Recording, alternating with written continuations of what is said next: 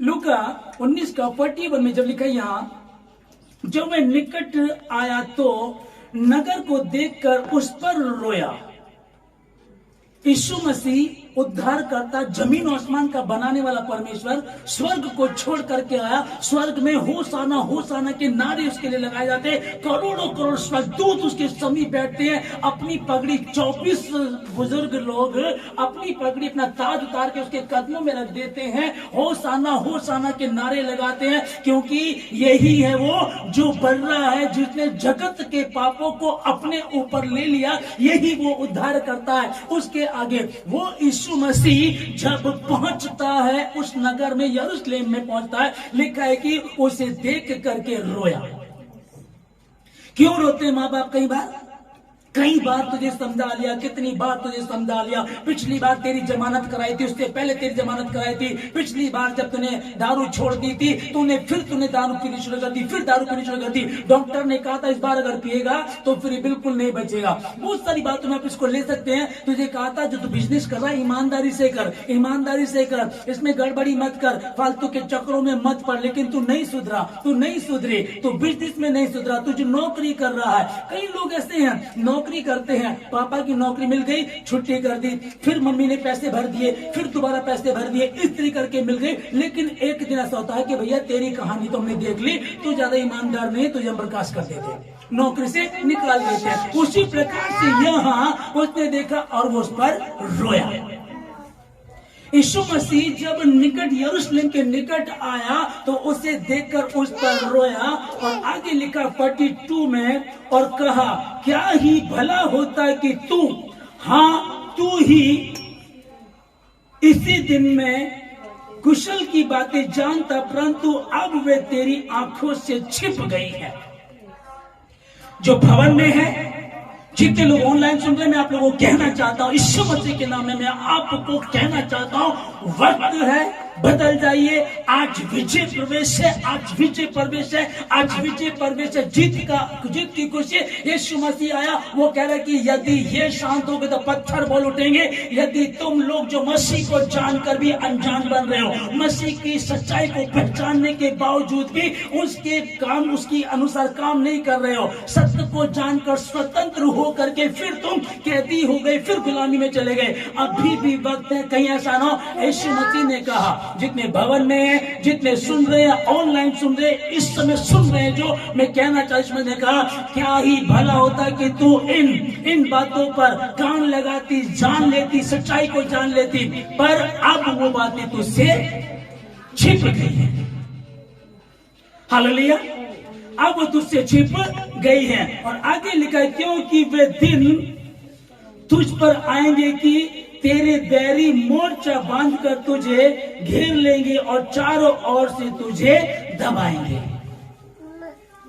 एक माँ कई बार, एक पिता कई बार अगर अपने बच्चों को इस तरह की बातें बोल दे, हाय इसे जन्म देने से तो अच्छा था जब मैं बांझी रहती, इसे पढ़ाई लिखा के इतना पैसा कर्जा लिए से पढ़ाई लिखाया, ये निकम्मा निकला, इससे तो अच्छा ना ही पढ़ाते, ये मजदूरी यही करता रहता। सोचो, एक बाप एक माँ बोले तो उसका मतलब कितना दर्द होगा। अब यीशु मसीह यरूशलेम को देख करके पहले रोया, फिर कहा क्या ये अच्छा होता कि तू इस दिन को, हाँ तू ही पहचान लेती, पर तूने नहीं जाना। अब वो आनंद के, शांति के, खुशी के तुझसे छिप गए हैं। अब क्या है, अगली बात सुन रहे हम लोग, क्योंकि वे दिन आने, वो दिन आएंगे, क्योंकि वे दिन तुझ पर आएंगे कि तेरे बैरी, तेरे विरोधी मोर्चा बांध करके तुझे चारों तरफ से घेर लेंगे। हालेलुया। और यीशु मसीह ने कहा था, और 70 AD में यीशु मसीह 33.5 साल का होकर चला गया। 70 AD का मतलब कि 42 साल बाद यीशु मसीह के जी उठने के, मरना गाड़ा जाना। और जी उठने के बाद जब वो स्वर्ग चले, उसके 42 साल के बाद राजा टाइटस आया और उसने उस पर हमला किया। और लिखा है कि जब यीशु ने कहा था कि जिस मंदिर को तुम देखते हो उस पर ईंट पे ईंट भी ना रहेगी, वो सच हुई। और यहाँ कहा कि तेरे बैरी मोर्चा बांध कर तुझे चारों ओर से घेर लेंगे।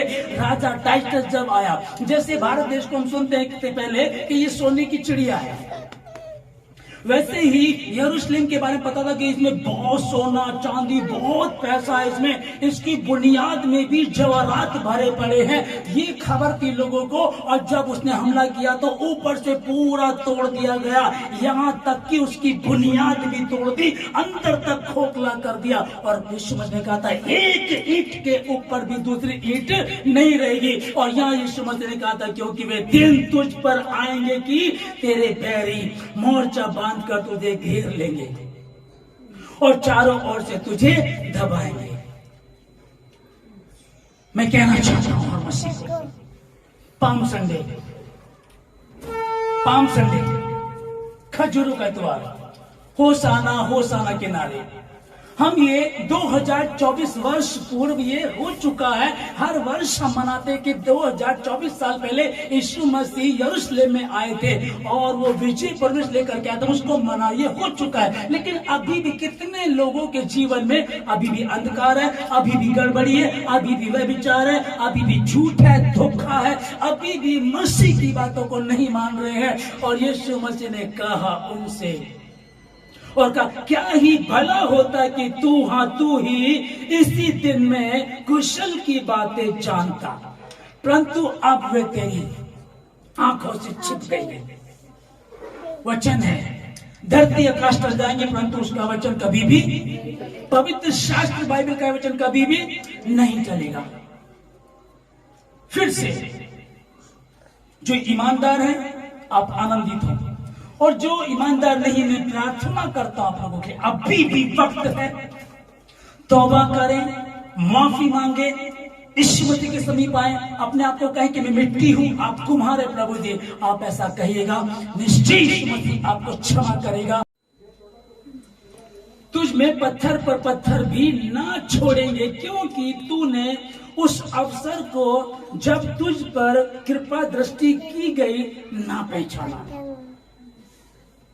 अभी वक्त है, 2024 साल में यीशु मसीह ने यरूशलेम के लिए कहा और सत्य हुआ। यीशु मसीह के 42 साल बाद फिर हुआ, मंदिर तोड़ दिया गया, बुनियाद तक उसकी खत्म कर दी गई, है ना। ये हुआ क्यों? किसने कहा? यीशु मसीह ने कहा था तुझ पर जो कृपा दृष्टि हुई थी, तूने उस अवसर को नहीं पहचाना, उसके तूने नहीं माना, परमेश्वर की बात को तूने तुच्छ समझा, परमेश्वर को तुच्छ समझा। अभी जितने भी हैं, जितने मसीह में हैं, आप काफी अच्छे लोग बैठे हैं, काफी अच्छे हैं आप लोग, पर आपका पर्सनल लाइफ आपकी कैसी आप जानते हैं, प्रभु जानता है। मुझ पे प्रभु अगुवाई करेगा तो मैं जानूंगा, बताऊंगा कहेगा तो, वरना आप इस बात को जान लीजिएगा। और हाँ, परमेश्वर का वचन पक्षपात नहीं करता है। यीशु मसीह को छोड़ करके सब पापी हैं, सबने पाप किया है। वक्त रहते हम बदल रहे, प्रभु क्षमा कर देगा, धो देगा। आज ये विजय प्रवेश जो यरूशलेम में 2024 साल पहले हुआ था, आज दुनिया भर में ये मनाया जा रहा। होसाना होसाना होसाना के नारे लगाए जा रहे, होसाना के नारे लगाए जा रहे हैं। होसाना, धन्य है वह प्रभु राजा जो प्रभु के नाम से आता है। क्या ही सुहावने वो पांव जो शुभ समाचार का संदेश लेकर के आते हैं। धन्य है वो जो शुभ संदेश को लेकर के आता है। प्रभु का धन्यवाद आज के दिन के लिए, शुभ संदेश के लिए। मैं फिर कह रहा हूं आप लोगों को, वो किसी का पक्षपात नहीं करता। हाँ, पास्टर शुभ तो पादरी हैं, इनको तो कुछ नहीं होगा, कोई नहीं बचेगा। इंसाफ यहां से शुरू होगा। अगर आप ये बोल रहे हैं मैं तो पवित्र शास्त्र को जानता हूं, मैं तो पुराना क्रिश्चियन हूं, हम तो 50 साल से, हम तो दादा परदादा हमारे क्रिश्चियन रह चुके, हमको तो ज्यादा पता है। अगर तुम्हें ज्यादा पता है तो खतरे में ज्यादा तुम हो, जिसको नहीं पता वो खतरे में नहीं है। आप शहर में दिल्ली में रहते हैं, वहां हेलमेट लगाना अनिवार्य है। आप नहीं लगाएंगे चालान कटेगा। बाहर का कोई आदिवासी आ गया और वो यूं ही घूम रहा है, उसको एक बार को छोड़ दें, क्योंकि पहचान लेंगे कि आदिवासी है, इसको नियम कानून नहीं पता है। उसी प्रकार से जो नया है, हो सकता है एक बार को वो क्षमा कर दिया जाए, पर जो पुराने हैं, जो जान करके अनजान बन रहे हैं, उनके लिए क्षमा नहीं है। फिर मैं क्या कहना चाहता हूं आप लोगों को कि परमेश्वर गधी के बच्चों पर बैठा, उसका सम्मान देखेगा।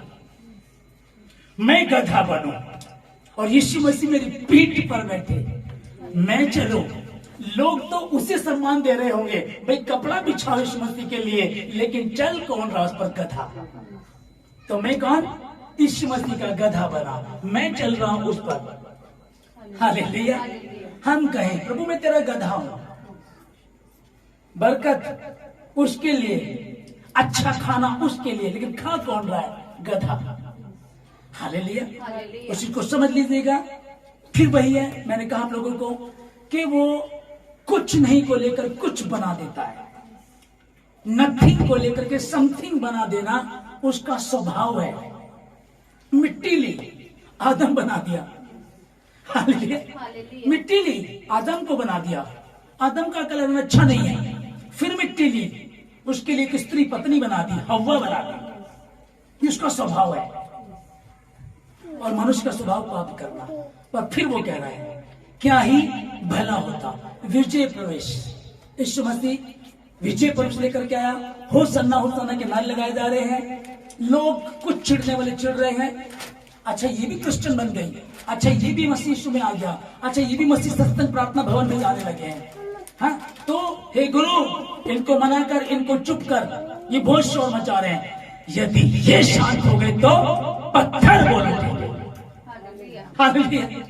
यदि ये शांत हो गए तो पत्थर बोल उठेंगे। और कोई लालच नहीं है, मसीह के लिए अपने प्राण को दे देते हैं, अपनी जानों को दे देते हैं, और मसीह के लिए जीते और मरते हैं और कहते हैं प्रभु मैं तुझ में, तू मुझ में, तेरी महिमा मुझसे हो जाए। हालेलुया। पौलुस कहता है कि कौन हमको मसीह के प्रेम से अलग कर सकता है?